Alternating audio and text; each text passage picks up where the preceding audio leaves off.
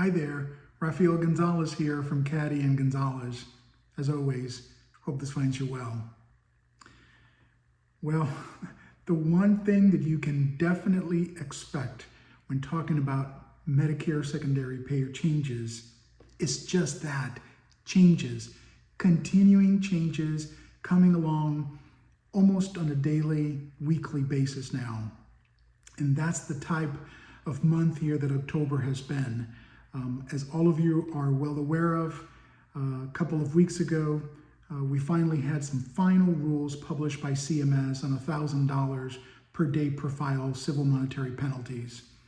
And now, just last week, late last week, CMS has announced that they are going to require responsible reporting entities to report workers' compensation MSA details with regard to that part of mandatory insurer reporting, very specifically TPOC, Total Payment Obligation to Claimant.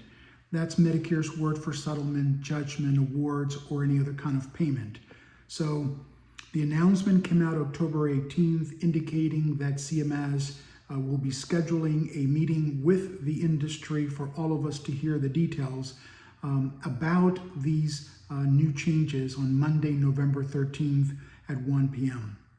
So if you cannot get to it, please stay tuned. Of course, we will always provide you with updates. But if you are a responsible reporting entity, especially reporting workers' compensation files, we highly encourage you to attend that meeting yourself. As we're all going to hear for the first time, what exactly does CMS want to do? What information exactly does CMS want from responsible reporting entities with regard to Medicare set-asides and workers' compensation cases as part of this new process, new procedure to report it through mandatory insurer reporting? We, for the longest time now, right, certainly since 2010, 2011, have been used to reporting data and information about workers' compensation, liability, and no-fault files to Medicare. So reporting a TPOC date and reporting a TPOC amount, nothing new. We know based on definitions that Medicare has given us when to report those and what exactly those mean in each of the type of cases, whether liability, no-fault, or workers' compensation. So in essence, we have been reporting an MSA already as part of the overall settlement, if you will. This is brand new, however. This is a new component of the equation where we will have to report details about the actual workers' compensation Medicare set-aside. Unlike any other time before, we're going to have to report certain components of the MSA that we have never had to report through mandatory insurer reporting. So I'm talking about perhaps the total amount of the workers' compensation MSA, maybe specifically addressing how much of that MSA was allocated for, let's say, treatment, how much of it was allocated for future prescription needs, right? The CMS here could also ask us to divulge information as to the party or the entity that produced the workers' compensation Medicare set-aside. I think there's lots of different things, lots of different opportunities for CMS to go even further, deeper than they've ever been before with regard to this particular request. So I'm talking about if in fact the workers' compensation Medicare set-aside was submitted to CMS for their review and their approval, the date of that submission, if it was answered, the date of that response, and what was the result of CMS's approval. Was it approved as proposed, or did it come back with a higher number for treatment or for medication?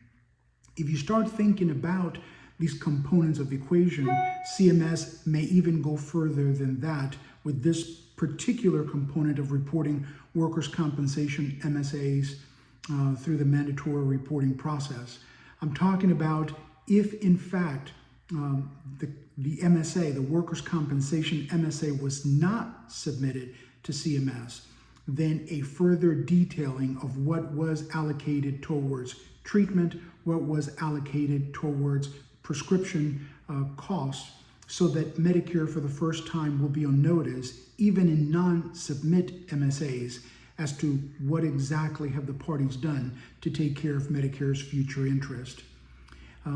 As you start thinking through this process, it's also easy to then determine that CMS may want to know whether this workers' comp MSA is being funded by a lump sum amount or it's being funded through a structure, through an annuity. And if that is the case, I would imagine that they may want details about the institution that's brokering that deal, or the specific life insurance company that may be producing the funds on an annual basis if the workers' comp MSA is structured or annuitized. I can also think that CMS would be thinking about asking, will this workers' comp MSA be self-administered by the claimant, or whether it will be professionally administered by a professional institution, and the details of who exactly will be the administrator of this MSA on an ongoing basis, so as to make sure that they are on notice who to receive that accounting from on an annual basis. So lots and lots of new changes, I think, coming, lots of opportunity here for CMS to ask workers' compensation providers and payers through their RREs for specific information about workers' comp MSAs. As always, we will continue to watch this newest change, and we will always continue to provide updated reports. If you have any questions, or if you would like to read more about it, please visit us on our website, www.cadilaw, for continuous blogs about this and all other Medicare secondary payer issues. As always, my very best. Thanks so much.